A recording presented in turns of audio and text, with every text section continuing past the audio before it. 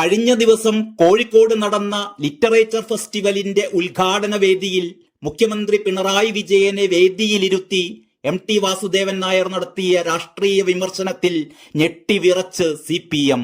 സമീപകാലത്തായി ഇടതുമുന്നണി ഭരണത്തിൻ കീഴിൽ നടന്നുവരുന്ന ജനാധിപത്യ വിരുദ്ധവും മനുഷ്യത്വ വിരുദ്ധവും അധമവും നെറികെട്ടതുമായ ചെയ്തികളെ തന്റെ മൂർച്ചയേറിയ വാക്കുകൾ കൊണ്ടാണ് MT ആക്രമിച്ചത്.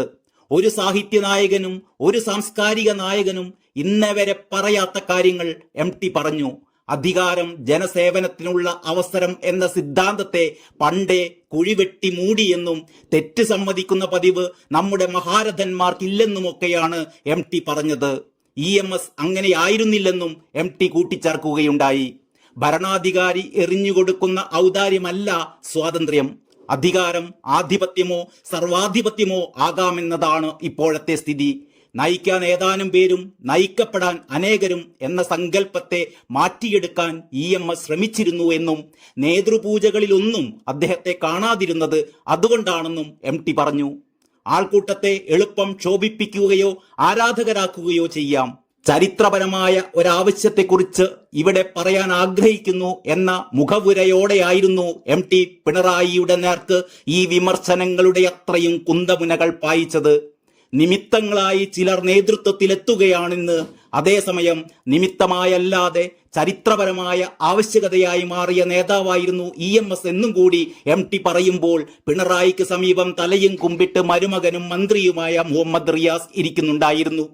ഇതുപോലൊരവസ്ഥ പിണറായിക്ക് ഇതിനു മുമ്പുണ്ടായിട്ടില്ല. താനും മരുമകനും പറയുന്നതിനപ്പുറം എതിർവാക്കുകളൊന്നും ഈ ഭൂമി മലയാളത്തിൽ ഉണ്ടാവരുത് എന്നുള്ള ധാർഷ്ട്യത്തെയാണ് എഴുതി തയ്യാറാക്കിക്കൊണ്ടുവന്ന പ്രസംഗത്തിലൂടെ MT അരിഞ്ഞു വീഴ്ത്തിയത്. MTയുടെ വിമർശനം മുഖ്യമന്ത്രിയെയും സർക്കാരിനെയും ഉദ്ദേശിച്ചല്ല എന്നാണ് പാർട്ടി മുഖപത്രം ദേശാഭിമാനി വിശദീകരിക്കുന്നത്. വിവാദ പ്രസംഗം സംസ്ഥാന സർക്കാരിനെയോ മുഖ്യമന്ത്രിയെയോ ഉദ്ദേശിച്ചല്ലെന്ന് MT അറിയിച്ചെന്നും ദേശാഭിമാനി വിശദീകരിക്കുന്നു. LDF കൺവീനർ EP ജയരാജൻ നേരത്തെ തന്നെ മുൻകൂർ ജാമ്യവുമായി രംഗത്തെത്തിയിരുന്നു. MTയുടെ പ്രസംഗം മാധ്യമങ്ങൾ ദുർവ്യാഖ്യാനം ചെയ്യുകയാണ്, അതിനു പിന്നിൽ ഇടതുവിരുദ്ധ അപസ്മാരം ബാധിച്ചവരാണ് എന്നൊക്കെയായിരുന്നു EPയുടെ വിമർശനം. MT വിമർശിച്ചത് പിണറായിയെയല്ല കേന്ദ്ര സർക്കാരിനെയാണെന്നും കൂടി EP പറഞ്ഞു. പിണറായിയോട് ജനങ്ങൾക്കുള്ളത് വീര ആരാധനയാണ്. പലർക്കും തനിക്കും പിണറായി മഹാനാണെന്നും ജയരാജൻ വ്യക്തമാക്കി.